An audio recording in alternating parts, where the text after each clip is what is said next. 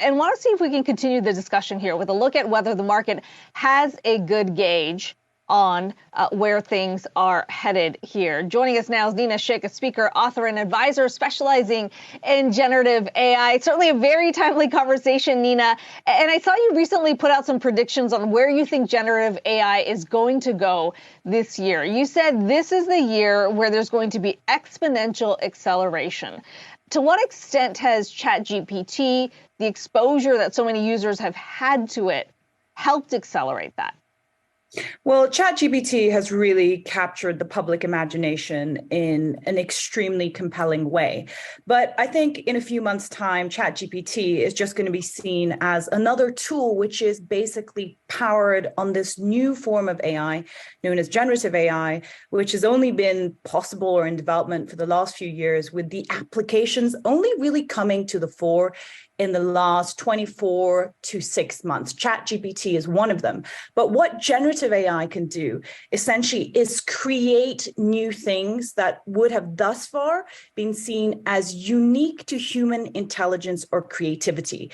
And generative AI can create across all medium. So text, video, audio, every digital medium can be powered by generative AI. So I think these valuations that you're seeing for OpenAI, I think are actually going to go up, and you're going to start to see even more generative AI companies, which have applications that are going to be universal across many industries in 2023. I mean, and as we look at the future growth, I mean, in your book, Deepfakes, you predicted over 90% of online content will be generated by AI in 2030. That's not that far away. What does that path look like when you keep in mind that policymakers at some point are going to want to sort of step into what they call this sort of permissionless innovation? So I actually think if I think about that stat, I might actually say I have a different view on that. I think we might reach 90% of online content generated by AI by 2025. So this technology is exponential. I believe that the majority of all digital content is going to start to be produced by AI. You see things like ChatGPT, which millions of people are already playing with to create text, but there are a whole plethora of other platforms and applications that are coming up. There are going to be more coming up in 2023 that generate images, that generate video, like I said, any kind of digital medium.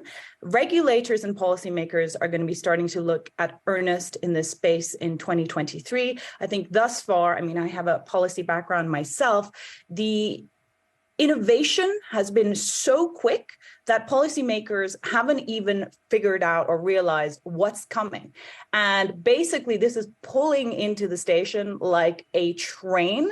I mean, generative AI, that phrase was basically only even coined in the last 12 months.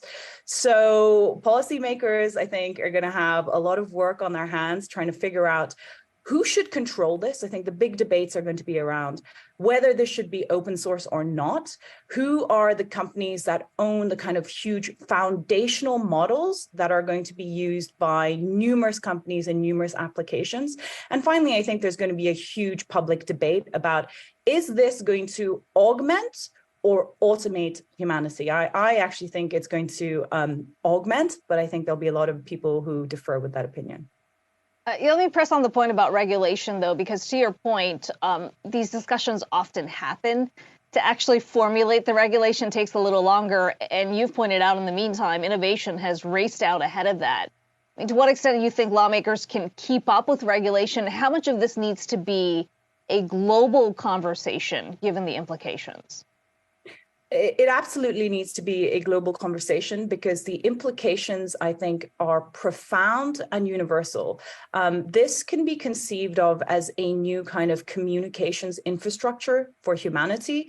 And it's not only applicable in a narrow industry in one part of the world. This is applicable to billions of people around the world. I think where you're going to start seeing the conversation being had at a international level is probably first the EU, which is already looking at the AI Act. And I think a really important area for the future development of generative AI is going to be to see how these regulators look at the open source area, because a lot of the kind of innovation has been coming from the open source development community. So our regulator is going to kind of, are they going to basically try and shut that down so that these kind of capabilities are only then in the hands of big private tech companies?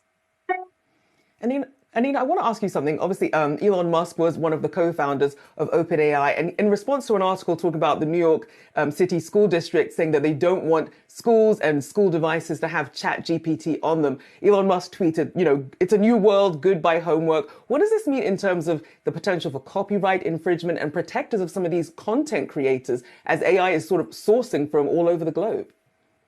So you can conceive of generative AI as a new way or a new vehicle to produce all content. And of course, when it comes to copyright issues, there have already been contentious arguments about the fact that certain data sets have included data, including artist data, which was taken without their consent, so that when you look at some of the images, for instance, that are created on Midjourney or DALL-E or Stable Diffusion, you can do it in the style of certain artists. Now, that's been the whole debate around AI art.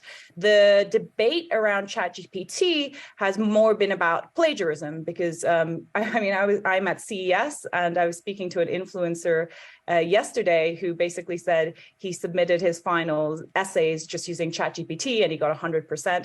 So there's been a lot of anxiety around how ChatGPT can be used for plagiarism, but even more than that, again, how it can be used as a tool for anybody to just generate text. So if you are an author, a journalist, a copywriter, how this tool can basically automate what you do. Again, I just want to make the point that these tools, they are tools, generative AI kind of applications like ChatGPT, like DALL-E, like Midjourney or Stable Diffusion, they are only the very first applications. We have really hit the rate of exponential growth, the kind of scientific papers coming out, the innovation, the pace of acceleration is so incredible that these tools, which are shocking and awing us in 2023, at the beginning of 2023, are going to seem quite quaint by the end of the year, because the capabilities are just going to increase so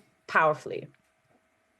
I mean, it's worth noting that, OpenAI was founded as a nonprofit initially, 2015. You had some big tech founders or big tech backers like an Elon Musk, like a Peter Thiel, but it still pales in comparison to big tech companies like an Alphabet, Google, right? I mean, to what extent do you think, their investments are likely to increase? I mean, how do they compete in this space? What do you see as sort of the makeup here as you see the space expand? So the big tech companies, I think, in 2023 will continue to make their own generative AI plays, put a lot more focus in the space. I mean, there's been a lot of debate about whether OpenAI is an existential threat to Google, the fact that Microsoft is an investor in OpenAI, the fact that ChatGPT is going to be integrated into Bing, is this going to challenge the dominance of Google? And although that's a fantastic story, there is no doubt that Google is developing its own generative AI tools. The amount of data they have, the amount of kind of talent, the amount of kind of AI expertise is so deep. And whilst they haven't released any tools publicly like ChatGPT, I think we're going to see a lot more from Apple, Google, Microsoft in this arena in this year. But of course, they've all got their eyes on these kind of new upstarts. I mean, we talk about OpenAI being a new player. It's been around for a few years, since 2015 when it's founded, but there are other players like Stability AI from the UK, which was immediately minted as a unicorn last year at its seed round. I think these companies that are coming up in the generative AI space, the kind of new disruptors, will continue to collaborate with the big tech companies, and the big tech companies will continue to invest in them. But also you're going to start to see the kind of tech titans unveiling their own tools and their own plays in the generative AI space. I mean, this is a fascinating space to watch. So we hope to have you back. Nina Schick, advisor specializing in generative AI. Thank you so much for joining us this morning. Thank you.